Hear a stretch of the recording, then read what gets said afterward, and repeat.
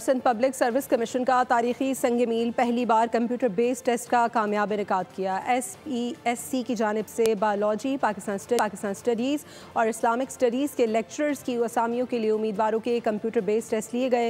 ये कदम सिंध में सरकारी भर्तियों को जदीद खतूत पर इस्तवार करने की जानिब एक तारीखी पेशरफ्त है। उम्मीदवारों की जानिब से इस डिजिटल इकदाम को सराहा गया है।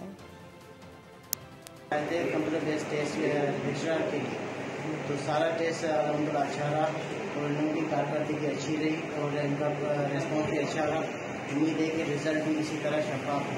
यहाँ लेक्चरर पाकिस्तान स्टडी की टेस्ट देने के लिए और यहाँ पे जब आया हमें पहले ही मैसेज करके बताया गया कि आपकी कंप्यूटर बेस्ड जो है वो टेस्ट होगी। CBT टेस्ट देने आए यहाँ पे हमें बहुत ही एक अच्छा सिस्टम मिला, एक नया तरीका टेस्ट करवाया गया है। ये एक बहुत अच्छा इनिशिएटिव है ट्रांसपेरेंसी और मेरिट को बहाल करने के लिए।